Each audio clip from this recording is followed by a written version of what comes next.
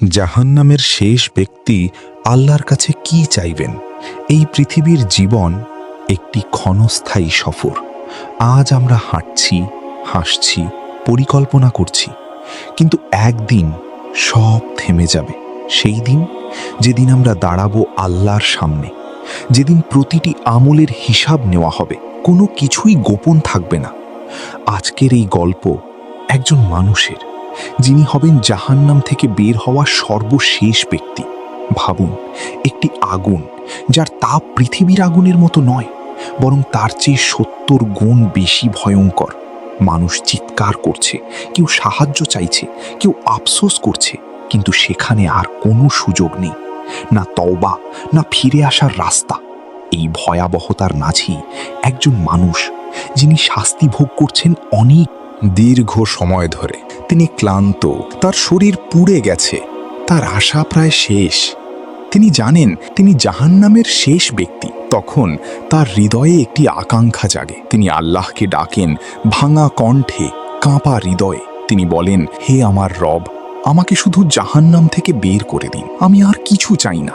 এটাই তার প্রথম চাওয়া। কোনো জান্নাত নয়, কোনো সুখ নয়, শুধু আগুন থেকে মুক্তি। কারণ যে আগুনের কষ্ট সে পেয়েছে, তার কাছে মুক্তিই সবচেয়ে বড় নিয়ামত। আল্লাহ, যিনি পরম দয়ালু, তিনি সেই বান্দার দোয়া কবুল করেন। তাকে জাহান্নাম থেকে বের করা হয়, কিন্তু এখানেই শেষ নয়। যখন সে জাহান্নাম থেকে দূরে দাঁড়ায়, সে একটি গাছ দেখে। সেই গাছের ছায়া তার কাছে জান্নাতের মতো মনে হয়।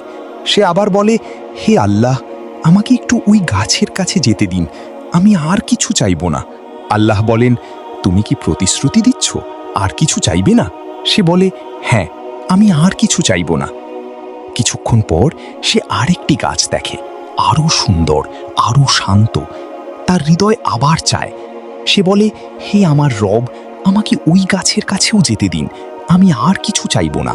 আল্লাহ আবার জিজ্ঞেস করেন, আর সে আবার প্রতিশ্রুতি দেয়। এই মানুষটি আমাদের মতোই। আমরা যেমন দুনিয়ায় বলি, এটাই শেষ, এরপর আর কিছু চাইব না, কিন্তু আমরা ভুলে যাই আমাদের চাওয়া শেষ হয় না। এই মানুষটিও বারবার চায়, আর আল্লাহ বারবার তাকে সুযোগ দেন। অবশেষে সে পৌঁছে যায় জান্নাতের দরজার কাছে। সে দেখে একটি অসাধারণ জগৎ, যেখানে নেই কোনো কষ্ট, নেই কোনো ভয়। তার হৃদয় ভরে যায়। সে আর নিজেকে আটকাতে পারে না। সে বলে, হে আল্লাহ, আমাকে জান্নাতে প্রবেশ করার অনুমতি দিন। এটাই তার সবচেয়ে বড় চাওয়া। আল্লাহ বলেন, তুমি কি সন্তুষ্ট হবে যদি আমি তোমাকে দুনিয়ার সমান এবং তার 10 গুণ বেশি দিই? সে অবাক হয়ে যায়। সে বলে, হে আল্লাহ, আপনি কি আমার সাথে মজা করছেন? আল্লাহ বলেন, আমি মজা করি না, আমি তোমাকে তাই দেব। তারপর সে জান্নাতে প্রবেশ করে। সে হয়ে যায় জান্নাতের সবচেয়ে ছোট মর্যাদার অধিকারী, কিন্তু তবুও তার নিয়ামত এমন যা আমরা কল্পনাও করতে পারি না। এই গল্প শুধু একটি ঘটনা নয়, এটি একটি শিক্ষা।